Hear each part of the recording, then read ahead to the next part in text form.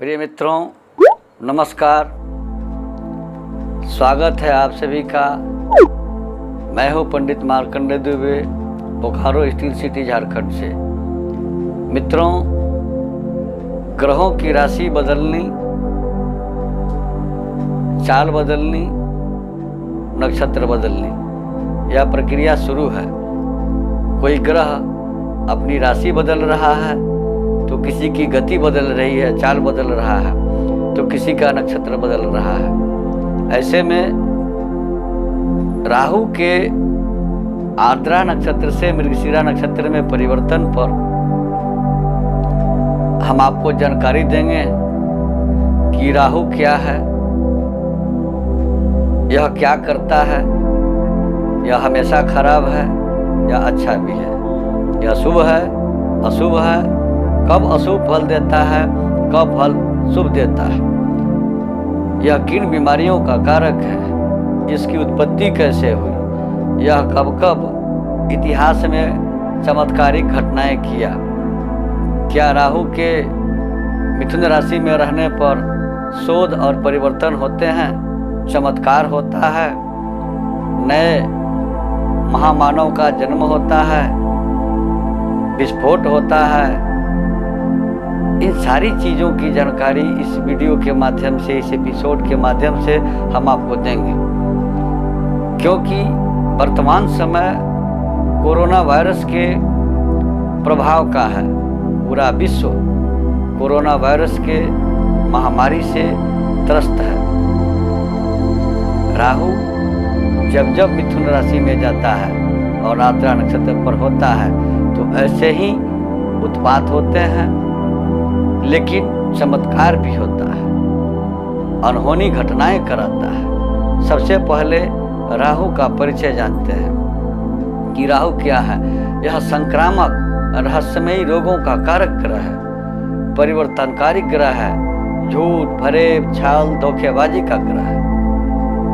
यह अचानक न होने वाले कार्यों को कराने वाला ग्रह है। यह अंधेरा, धुंध है, धुआं, कुहरा जिसको कहते हैं। कुहरे में हम चीज़ों को भली भांति देख नहीं पाते हैं, परख नहीं पाते हैं, उसको समझ नहीं पाते हैं। और ऐसा ही रोग है कोरोना वायरस, जिसको परख पाना, समझ पाना बहुत मुश्किल सी बात है, टेढ़ी खीर है।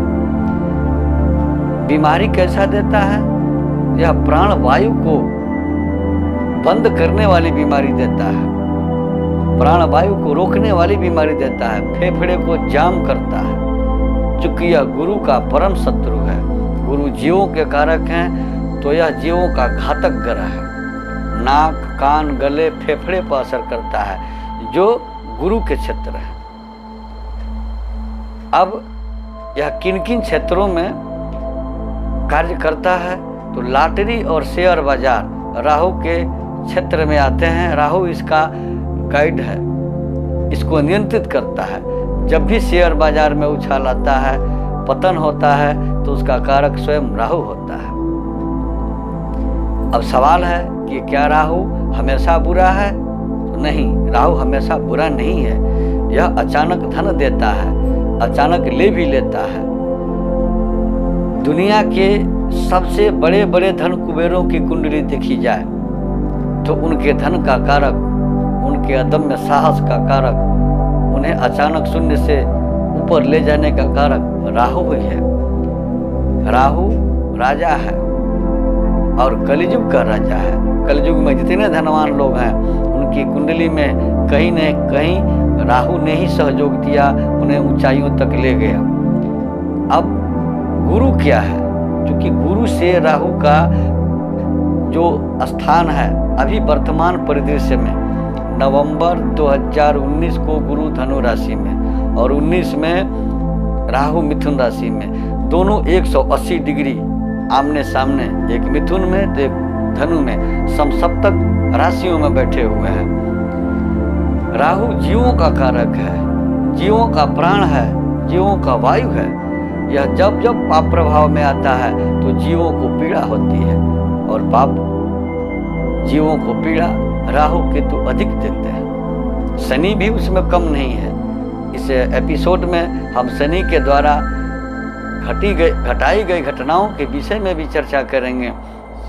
आगे बढ़ने पर यह जीवों को पीड़ा तब होता है जब राहु से गुरु का दृष्टि संबंध होता है अथवा स्थान संबंध होता है या साथ साथ होते हैं। गुरु जीव रक्षक है तो राहु जीव का घातक ग्रह है और यह घातक बीमारियां देता है। अचानक अनकही, अनसुनी, अनदेखी घटनाएं देता है और बीमारियां देता है।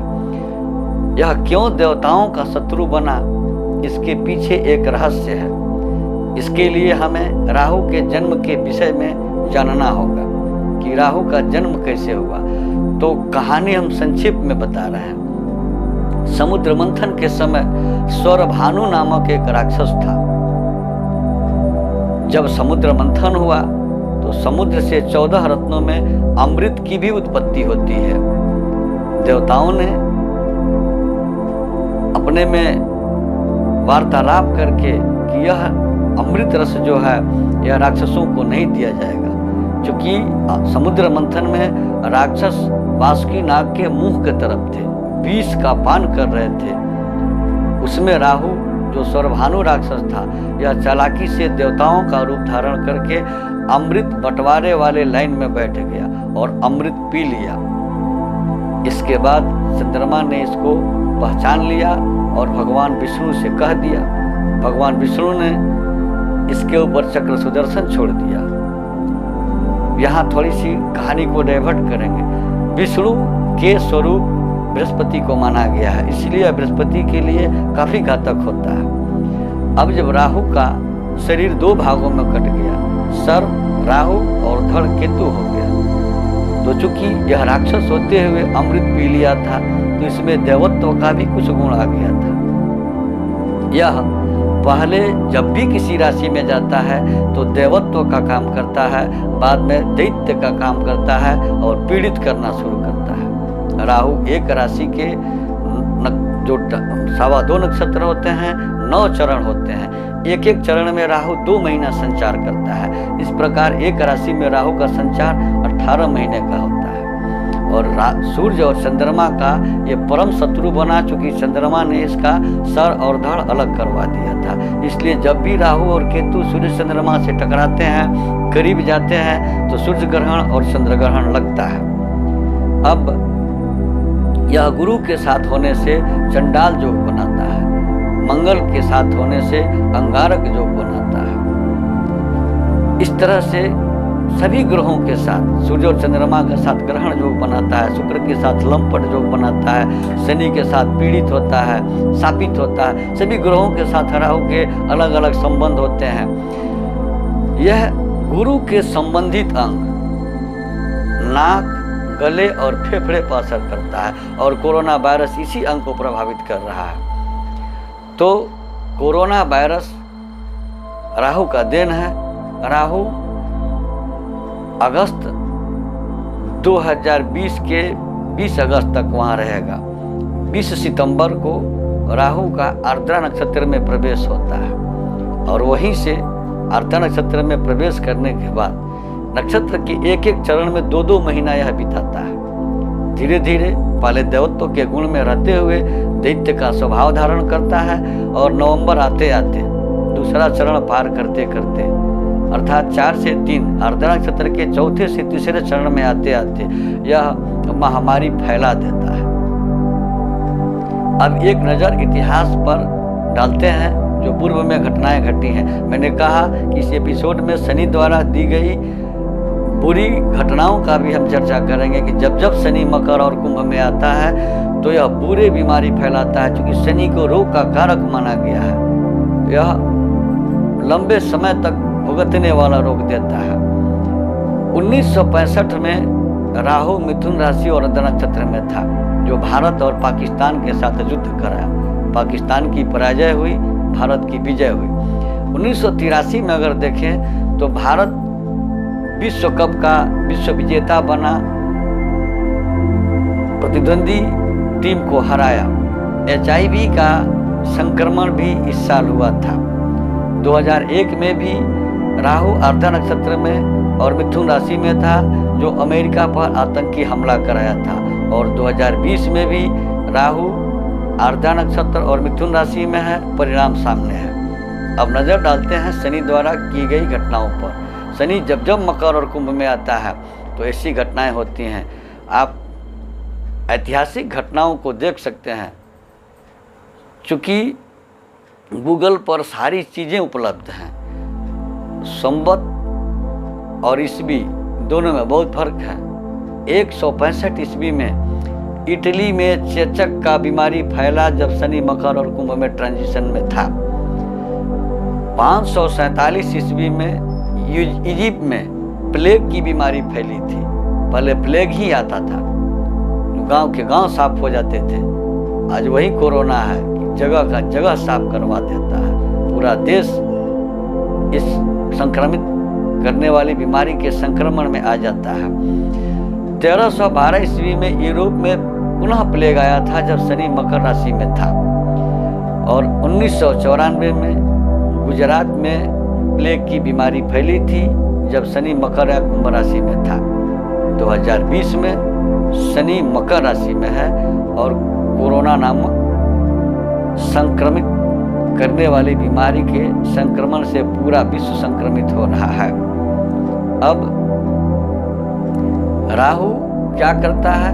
हमला भी कराता है, उन्नति भी कराता है, बीमारी देता है, परिवर्तन कराता है, शोध कराता है, चमत्कार कराता है, भूकंप कराता है, उत्पात कराता है, महामारी लाता है, प्रलय कराता है, विस्फोट कराता है।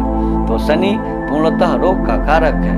आर्द्रा में राहु और मकर में कुंभ में शनि का होना ऐसा ही परिवर्तन लाता है, ऐसे ही बीमारी और विस्फोट कराता है, हैजा, प्लेग, चेचक जैसी बीमारियां देता है, आतंकी हमले कराता है।